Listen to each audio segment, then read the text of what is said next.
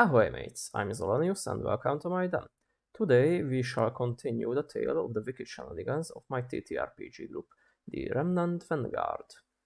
Now, I noticed in my previous videos my tone was weird, so I try and fail speaking a bit more casually this time. I can't fix me fumbling my words, though too Hungarian for that.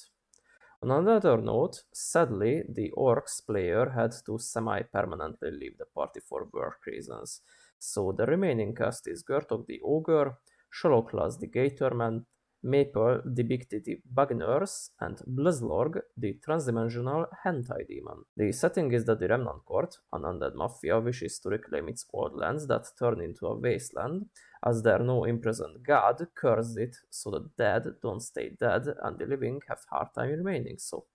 Session 6. The group took a rest since night was near, and the first one to be awoken was Sholoklas, the cringe gatorman who was shaken up by Bart wanting to hunt furries together. After some arguing, Maple woke up as well, and Bart went to recruit his sister for the hunt. However, the ogre was still fast asleep, so the gator had the brilliant idea to start cooking cracklings under his nose. This, while succeeded in waking the beast, it caused the food and almost his tail as well, given Gertok just started shoveling things into his mouth the moment the smell of the cooking fat reached his nostrils. After this, Sholoklas needed a moment with his safety blankie / animated wolf pet. When Bart and Lisa arrived back, the gator asked where the furries at, to which the bug nurse replied, Reddit. This gave the Croco multiple aneurysms, and thus he asked who is Red and why is it on it, to which Maple's reply was, clever once again, that it's Chocolas himself, earning the outburst from him that he is most definitely green and only red if he wants to. The Hunterson children asked if the group finished being mentally challenged and if they can go hunt already, to which they received affirmation for. On their way out of the village, they noticed a sign saying Botamordet, apparently the settlement's name. That verse has been declared in the first session, nobody has remembered. The group assumes the murder bus formation, in which Gertok acts as the transport, the crocodile as the back guard sitting in his oversized cauldron, and the skeleton pair sitting on one shoulder and the busty bug on the other, with ranged weaponry at the ready. They travel in the forest searching for tracks, but a tree branch hits the ogre in the eyes, completely blinding him for the time being. Then the tree uproots and follows the party like a dendroid dog.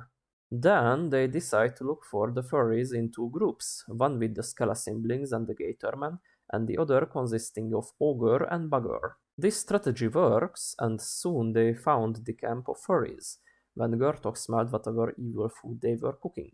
The group doesn't roll with shit.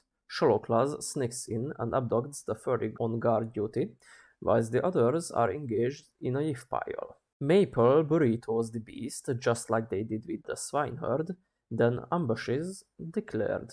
Gertog charges in with his guillotine cleaver, whilst everyone else shoots projectiles into the yiff pile, too knotted up to disperse and take cover, and the Gatorman's paralysis toxins surge through all of them via questionable fluids.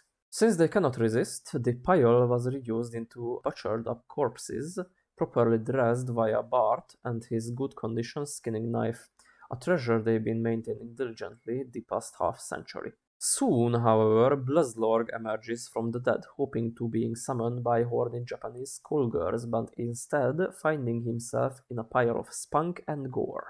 Devastated, he enacts his best Dio impression, and cackling maniacally, he teleports the group, the carcasses, the pet tree, and the furry prisoner back to the village square. Thus, they suddenly arrive with their cargo of wood and flesh, the hentai demon still laughing, Gertog munching on a severed arm, Sholoklas licking the blood off his scales, and Maple covering her face with her hands embarrassed, as the Hunterson children for their home after such an experience.